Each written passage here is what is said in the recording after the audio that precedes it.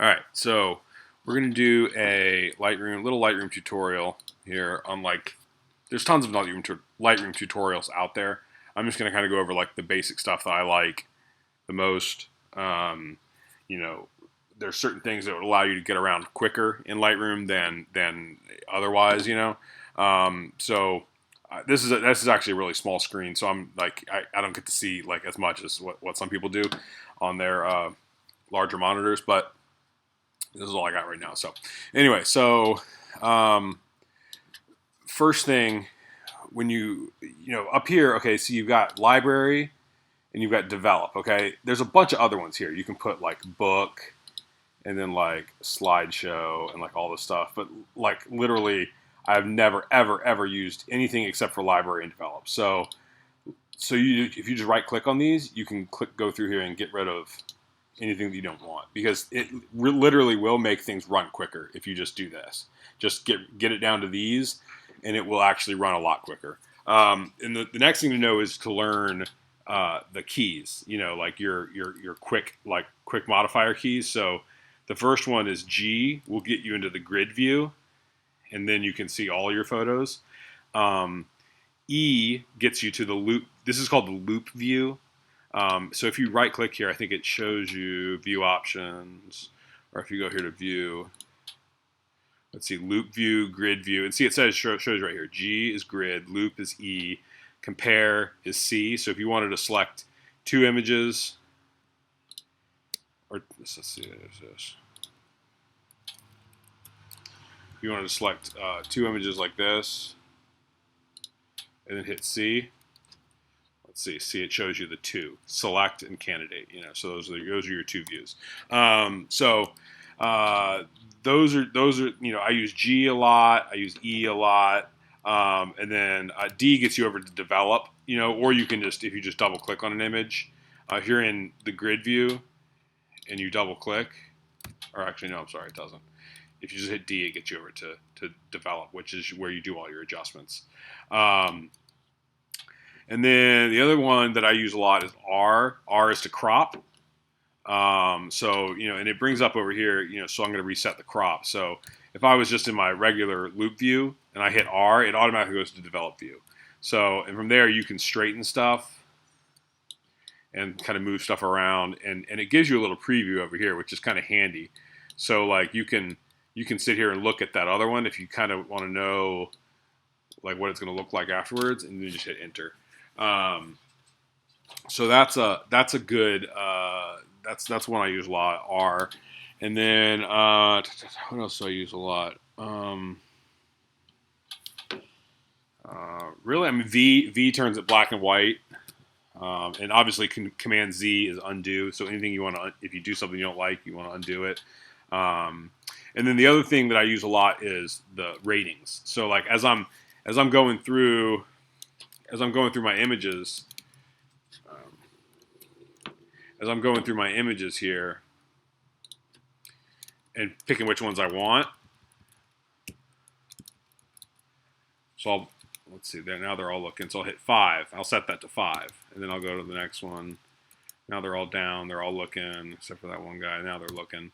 All right, so 5. So then what I can do is after I set all my ratings, I can go here to my grid view, and I can select attribute, and then hit equal to 5. And then that way only my 5-star rated, see these all have 5 stars on them. So then only these show up. And then that's what I'm going to edit. Once I whittled everything down, I'm only going to edit these. And then I'll probably go through here and I'll throw some out too. If you don't see this right here, let's see that full screen. If you don't see this right here, show toolbar.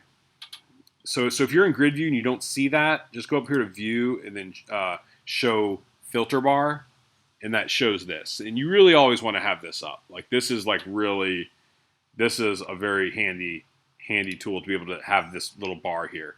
The other thing is, like, say that you shot with 2 cameras the whole day, and you want to find out, that you shot one D3, one D700. You only want to see your D700 images. You just click on this, and then down here, these are only your D700 images. And then up here, these are your D3 images. Or if you hit all cameras, you know, or if you want to see just ones that you shot with one lens or whatever, it'll show you all those here. And you can change all this, like if you wanted to say, let's see, filter. So I can add these columns here, camera info, exposure info, all that stuff. Or I could change this to, oh, I'm sorry, over here. You click on this, it'll ask you other things and one thing I use a lot is file type. So if, say, someone sent me JPEGs and I need to go through all these raw files and find JPEGs, I can hit file type and it'll show, see, look, JPEG, RAW, or Photoshop document. These are ones that I've actually like edited in Photoshop. So these are PSD files. So there's the one JPEG, and then these are Photoshop documents, and those are all raw files. So this is a really good way to be able to filter through all your stuff quickly. And you can only see that when you're in the grid view. You can't see that when you're in the loop view here. You only get that bar when you're in the grid view, which is G.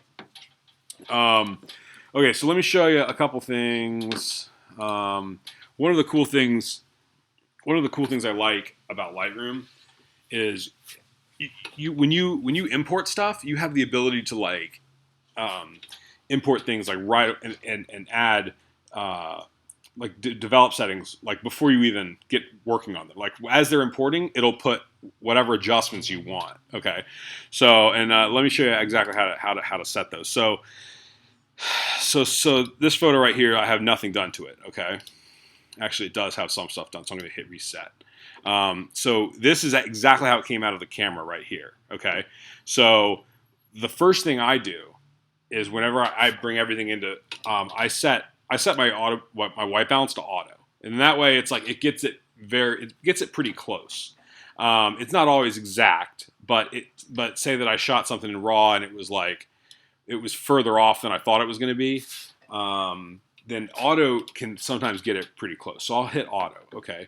The other thing I pretty much always do to every image is I go down here and you have lens corrections.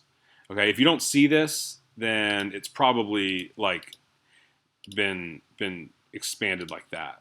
And then also if you right click on these, you can see if it's not checked, you're not going to see it. So the other thing I do is I go here to basic, I go to enable profile corrections, and what that does is it does a vignette. See like on the edges here, around here, you'll watch it. They'll get lighter because certain lenses will vignette, and it knows what lens I'm using because see it says right here, this is a 17 to 35 f2.8. It knows exactly what it is because it's in the metadata. So and the other thing is, see, it removes the distortion. Like it's got a certain amount of distortion to it, so it removes that, which is pretty helpful.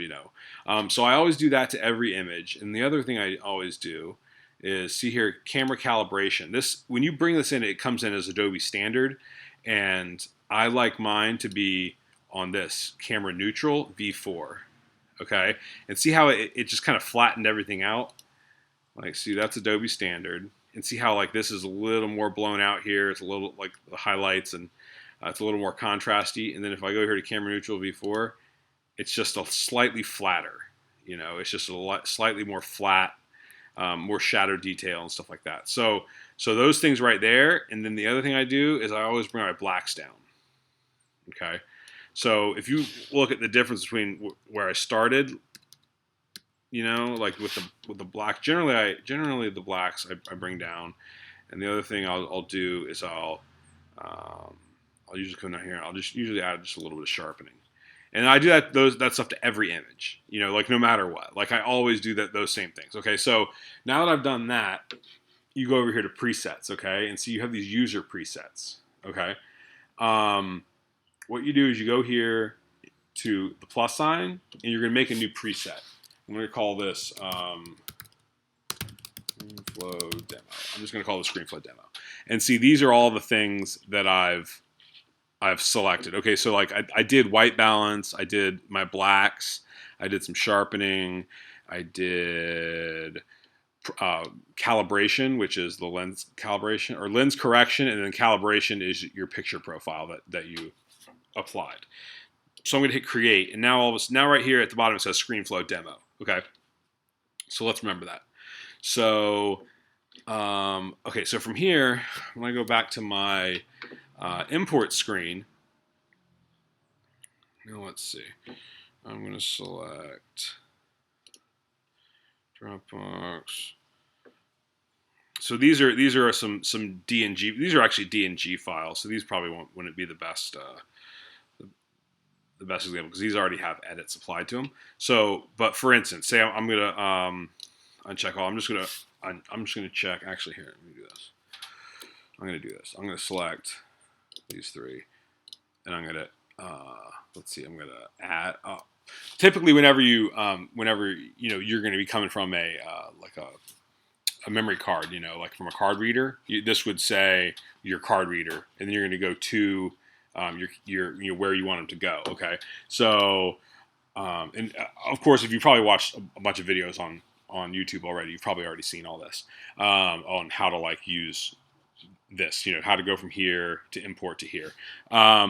So what you do typically, if you're going to go from a memory card, you're going to go copy, and then you're going to go. I'm working off an external hard drive right now. So I'm going to go here to, let's see, Lightroom projects. Okay, actually, wait. Let me see. Other destination. I'll sync back up. And then I'm going to hit new folder. I'm going to call this Screenflow Demo. Okay. And I'm going to hit choose. And so now it's going into that offsite, my external hard drive, and it's going to go to Screenflow backup. And so I'm going to go don't import duplicates. And I'm going to go to apply during import. So this is where it's cool. Usually it says none. Okay. I'm going to say user presets. And here's that preset I just made, Screenflow demo. So I'm going to use that. And then I'm going to tell it where to go. And it already knows. Let's see, it already knows. Let's see. It's already going right there. So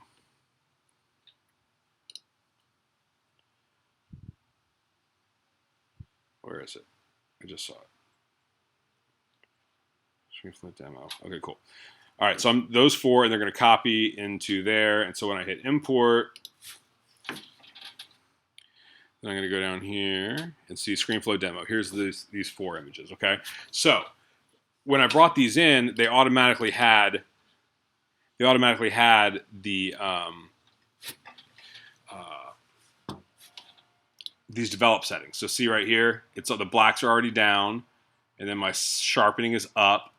And since this is a JPEG, it's not going to do the profile because it's a JPEG. So just disregard that. But that's one way that, and see, it's already done. It's already imported everything, and these already have the adjustments done to them. So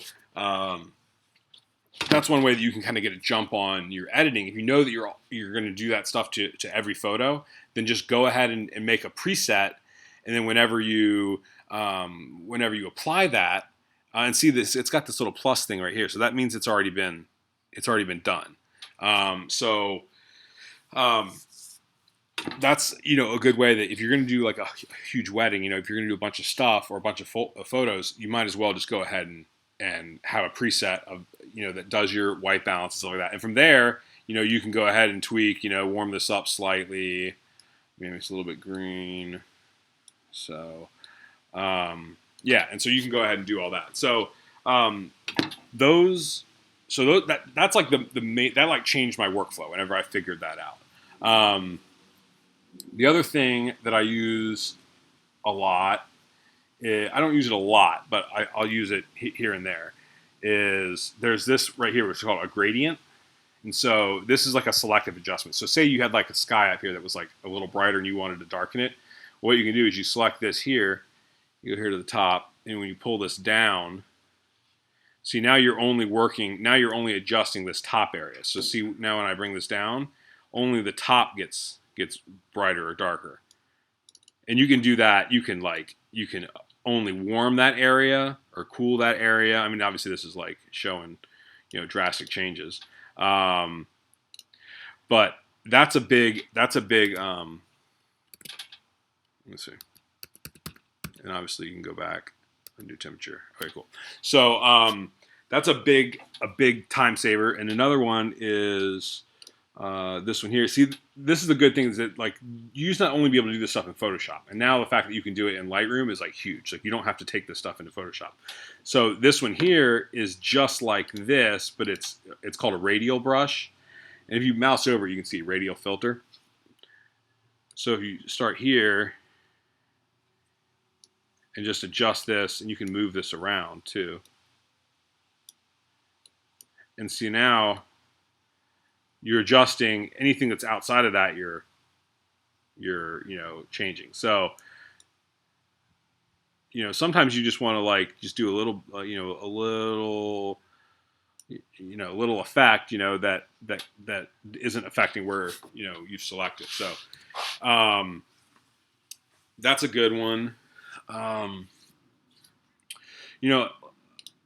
Another kind of cool thing is that say you've got all these here, these are your sliders. If you hold shift and you like double click on the button on the name here, it's like doing auto. Okay. And the other thing is if you double click on these sliders, say you bring this over and you're like, oh, I don't like that. You double click and it goes back to normal. So you can easily kind of like demo something. You're like, do I want more contrast? No, I don't want more contrast. You just double click on the slider on this where the slider is, and it'll bring it back to normal. So all of these kind of work the same way. So like if you double click on blacks, it'll automatically set it where it thinks that the black should be. And then if you do whites, it'll automatically kind of think where it and obviously sometimes it gets it completely wrong, but sometimes it'll help you out. Like if you just want to like go through stuff pretty quickly, you can just double click on that exposure. Like say that you've like gone through and you kind of color corrected the whole batch of your wedding photos, and you've got some that are just slight variations in exposure between one photo to the next. You just double click on this exposure, and and then the next one, and obviously this is like, I think it's making it a little too bright, but you can go through these and not have to do too much work, and a lot of times it gets it fairly right. This one I don't think it's exactly doing a very good job, but so that's one little trick. Another trick that someone showed me that's pretty cool is with sharpening. Sharpening can be tough because a lot of times you can overdo it like pretty quickly, and you don't normally want to do sharpening when you're not zoomed in. So you really want to zoom in first and then do your sharpening, because you see it a lot more once you zoom in. And see what happens is it gets real noisy if you try to push it too hard. So I typically, you want to zoom in. The other thing, you got this thing that says masking.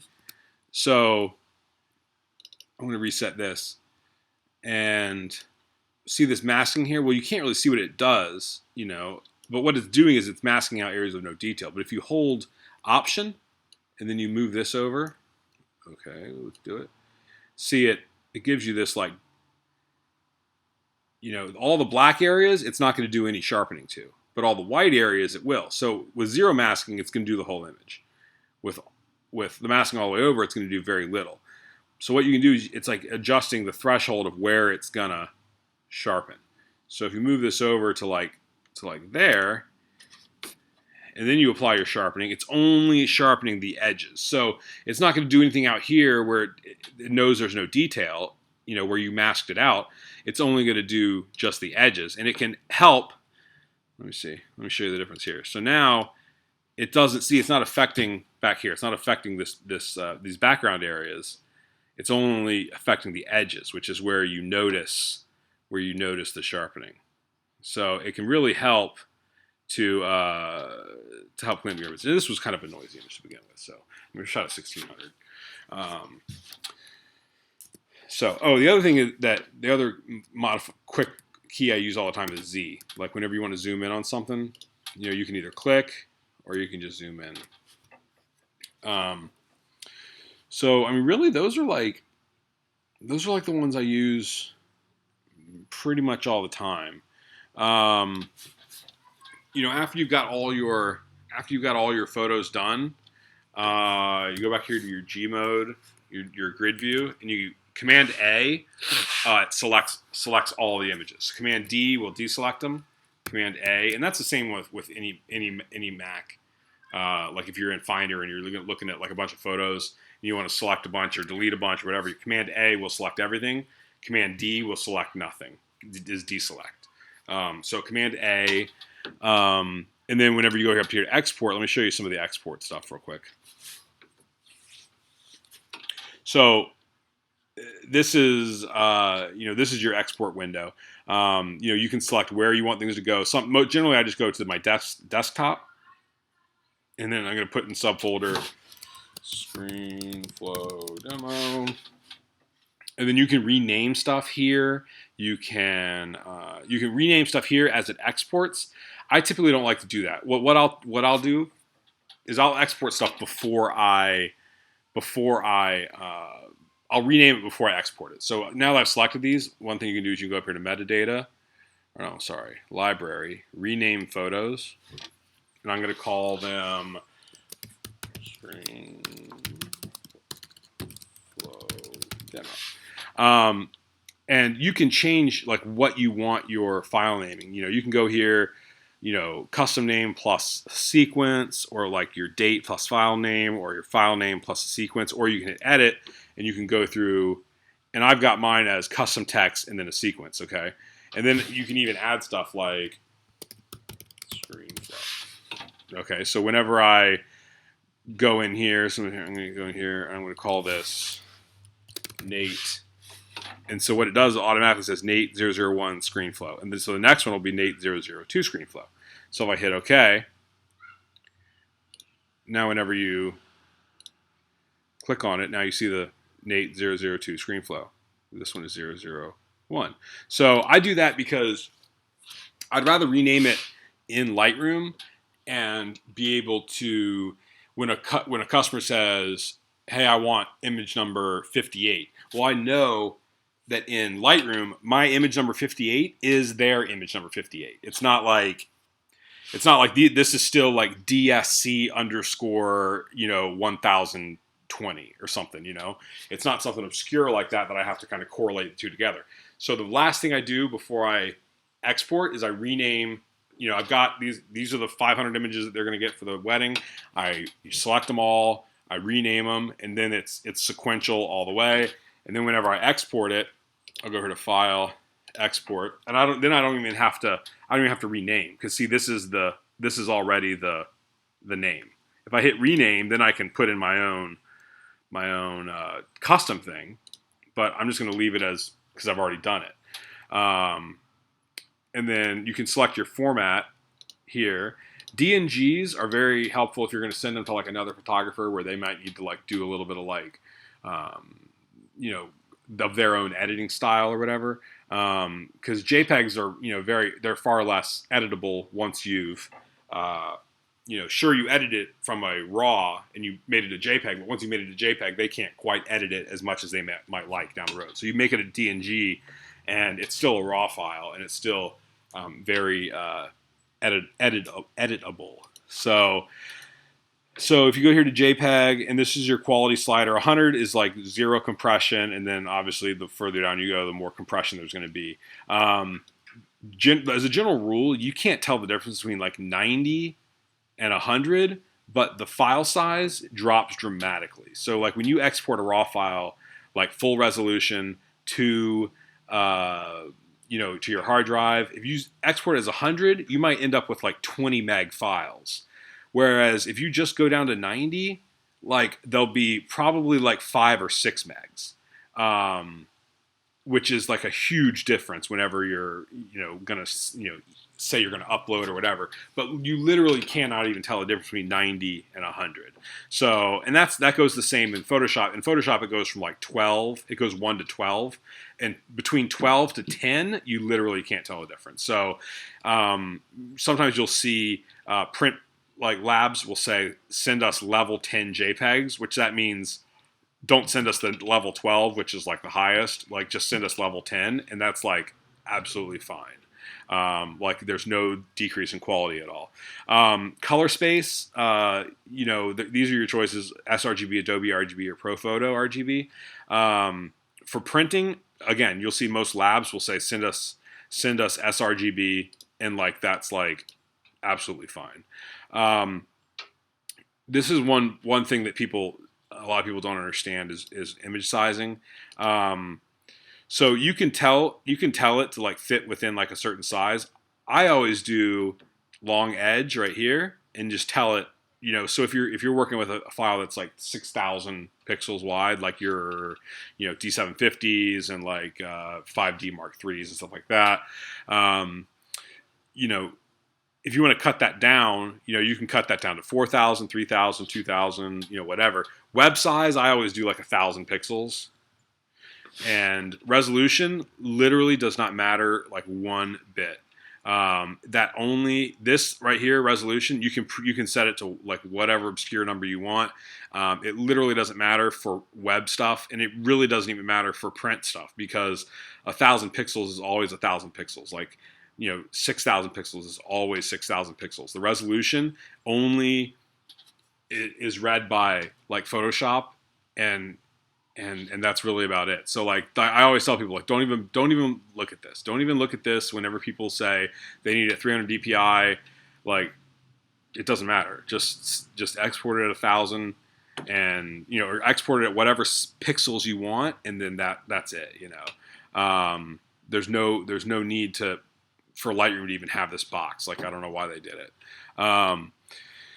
I don't typically do any output sharpening, because the more sharpening you do, the more kind of noise you're adding and stuff like that. And like I just sharpen in Lightroom like once over here in the develop, and then that's it. I don't do any more output sharpening or anything like that. So so that's what. So then when you hit export, it's exporting the files now, and it shows up right here. So Screenflow demo, and these are gonna be the JPEGs right here, and there they are. And then if you look at these are, let's see, get info. These are 1,000 pixels wide. Is it going to show me? Usually it says right there. Interesting. I don't know why it's not showing me. Let's see. View options. View options. Show view options. Show item info. Interesting. No, why it's not doing that. Anyway, so those are the basic kind of things with Lightroom. Yeah, not much else to say. I mean, leave me comments if you have any other questions and stuff like that. Maybe I'll be able to create follow-up videos. One other thing I did forget about. In your develop module here, you've got these are the ones I use the most. I use the basic, so basic is your, white balance, your exposure, highlights, black, stuff like that. Your, vibrance. Vibrance is best to use whenever you have people in the scene, because if you use saturation, it just pushes everything, like their skin tones and everything. Whereas if you push vibrance, it doesn't affect the skin tones as much. That gives like more of an orange skin tone look, whereas vibrance kind of just does everything else but the skin tones. Like, that's definitely a plus. You don't want people to have like, orange looking Oompa Loompa like skin tones. So the other thing is this right here. This hue, saturation, luminance is like awesome. I generally keep it in saturation. You got this little button right here. You press this and you hover. You see these selections over here change like as I move. So there it's on red. Here it's on like blue. Over here it's on like green or yellow. Okay. Up here it's gonna be on green. Yeah. So say I want to push this green a little more. So if I click and move my mouse up and down, see how it pushes that green up? And if I bring it down, it almost makes it like black and white. All right. And then so let me do one with this blue here. I can push that blue and see it's just affecting the blue, which is like, obviously, you would never really do that, but I mean, and then here you can pump up the grass and the greenery, which it really isn't green. It's more like yellow.